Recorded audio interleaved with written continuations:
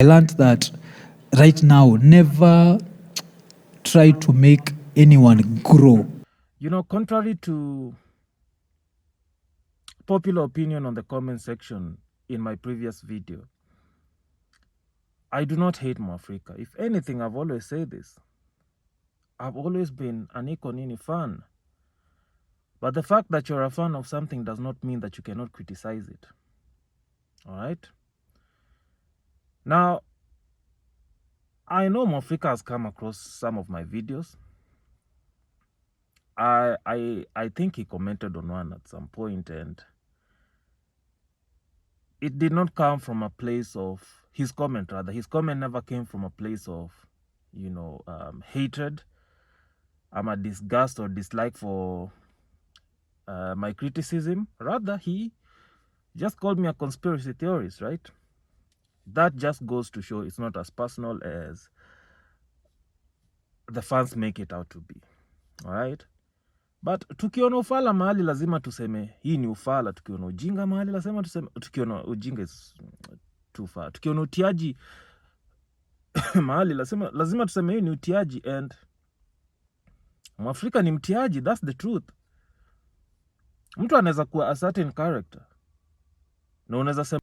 So Mwafreeka finally responded to the claims Rapcha scientist said, or rather made, on the Cheesy podcast. And this just cemented my conviction about Mwafreeka, that Mwafreeka ni mtiaji.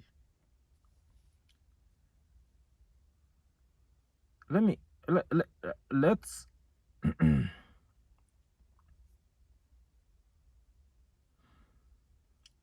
let's play this video. Yeah. And then it's interesting because now you run a podcast now with with Ian, and recently with your former co-host. Yeah. I don't know if it's a former co-host. Yes. Kibe, what's his other name? Rapcha. Yeah. But the Kibe who? Frederick Kibe? Francis Kibe, yes. Yeah. AKA Rapcha. And so do you look at structure the same way now? I mean, after being screwed over that way? See, I think it's, you remember, like when you asked me one of my New Year resolutions, I think one thing in Milan, because a lot of people I know have been following that story because it's been trending. I learned that right now, never try to make anyone grow, in quotes. Let everyone be what they are comfortable with. Let everyone push themselves? Yeah. So with Ian, I'd say it's simpler. I met Ian as a kid. He was 17 years old. So you understand? So that's someone who's, in quotes, grown up around me. Yeah. But with Rapcha, we were both adults. So because you were adults, Evo, I'm the guy who made him do his first stand-up show, Nacheki. So, and with that, I always had this, like, one of the best comedians in Kenya. You need to do 1, 2, 3 things. So, nakumbuka majuzi when I was watching, and this is a story I'd said I'd not address anyway, but I'm going to address it because of you. But one of the things I remember, like, I was watching him akisema that nikuwa namsomea kamtoi, and one of the things, like the recent clash that we had, it was about rehearsals. So, pretty much Mwafreeka did not take accountability and say, yes, I've been an asshole to my friend I agree or admit that I've been an asshole to my friend. I mean, the ego is just too much to admit that he fucked up a good thing. The Weekend Update, I don't think, okay, I know there are many versions of the Weekend Update on the internet, or rather in various podcasts, but it was like none other. It was different. It had a different touch. That comedic influence that Rapcha brought to Iko Nini, it will never be replicated elsewhere. I know that Rapcha is also trying his thing with his own podcast, but let's be honest, podcast yake kuna kakitu tu podcast yake aina, and in my opinion, podcasts zinaitajingi diversity. Sasa yeye na, what's that guy they present that show? What's his name? Mtaani TV. Sasa yeye na Mtaani TV, nini yao, kale kakitu analeta, nitasemaje, ile energy wanaleta kwa show yote ni ghetto energy. Don't get me wrong, we are all from the ghetto. Some of us did work hard to get out of the ghetto and change our personalities kidogo, but unaona wale wasee bado wako na ile umtaa sana, una get. And podcasts need diversity, and hiyo diversity ya msee wa middle class, msee wa ocha kama Ian, and msee wa ghetto kama Rapcha, and then msee wa middle class kama Mwaf, kuna venye ilikuwa inaleta nini, kuna venye ilikuwa nishasema the word diversity, right? But yeah, kuna venye ilikuwa tu inaleta a whole new aspect to podcasting that made Iko Nini stand out. Unaona, ukicheki like the Kisiangani podcast, like you can tell wase wote ni waocha. So unaona wase wa ushago, most probably wase wa ushago wenye walitoka ushago wakakuja Nairobi kusoma ndo watawatch hiyo show ya Kisiangani podcast. Unaona ukicheki like Eric, every other day with Eric podcast ni podcast ya mababi, so most probably mababi ndo watawatch hiyo show. Unaona, ama wase wanajifanya mababi.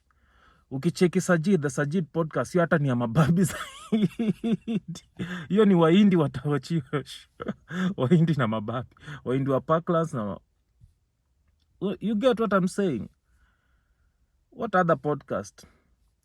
Well, the 97 podcast ile ya 3 Men Army, well, I've always said hiyo ni ya mafala wa ocha, mafala wa ghetto, ando wase watawatch hiyo show. So well for them I think podcast yao iko, the 97 podcast, if you ask me, I think podcast yao iko secure cause mafala hawatawaisha. Unaona, mafala na washamba hawatawaisha. So for them I think they kind of found a niche. Well, they didn't find the niche more or less found them. Juu ama boy watatu wanakuanga mashamba, wanakuanga mafala kuruka, and then mafans wao ni mafala kuruka, una get. And then mafala, nje niseme hivi, kukuwa fala will remain constant, you get. So our say wako locked in for life. Those guys are locked in for life. Like my podcast zingine, God forbid, if all the other podcasts should ever fall, if all the other podcasts should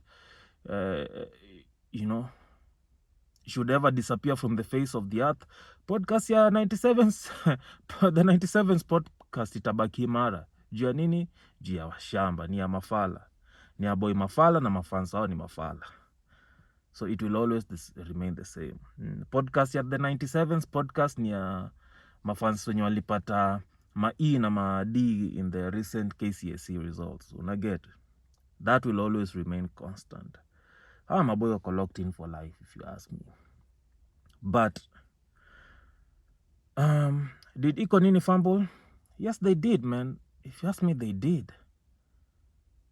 They fumbled the bag, and more so Mwafreeka, cause as the lead, cause okay, we'd like to say there's no leader, but kuna msetu anakuanga akona more brains kushinda wenzake in any given group. Of course, there's some of those groups where unapata when it comes to kutumia brain, both unapata wase wako at par, like with Mwafreeka and with Zach, DJ Zach. Unacheki these people wote ikikam kwa kutumia nsemaje, ni wase intelligent wote. So when there's a clash of intelligence, then it becomes an ego thing, and these people will not coexist. And that's why DJ Zach left Iko Nini. Naget. But venye ilibaki Mwafreeka, Rapcha na Ian, Mwafreeka ndo alibaki mtu anatumia akili kwa hiyo podcast. Mtu at least ako more intelligent than the rest. Mtu at least ako more informed than the rest. You get? So automatically that makes you the leader. That makes you the leader of the group. And as a leader, you should use emotional intelligence. Understand hapa na kwa mtiaji. Sasa Mwafreeka ya anataka kuimpose his will on wanaume. You can never impose your will on men. Mwafreeka amebai gari juzi. Ian hata ana baiskeli. Ama mnadhani na wachocha. You guys think I'm lying to you?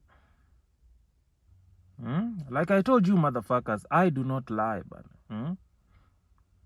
Mercedes, is this a Mercedes or a BMW actually? You know what? To square mafala, let's just let's try to take a screenshot and ask ChatGPT, because in my opinion, I actually thought that in my opinion, I actually thought that this was a Mercedes-Benz C-Class, but I could be wrong. It could actually be a BMW 6. Is this 620? X6 rather. Yeah, it's a BMW, guys.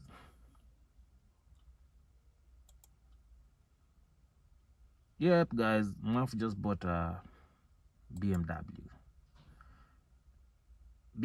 3 Series. But if Mwaf could have actually come for me for advice, I'd have actually advised him to buy a Mercedes-Benz and not a BMW, because BMW inataka maintenance and BMW inazafanya ulale kwa barabara. If you want a BMW yenye iko a bit more reliable, at least buy a BMW zile za kitambo. And that's the 7 Series and the 5 Series and a manual, stick shift for that matter. But hey, that's another story for another day, okay? Yeah, so I'm not going to play the whole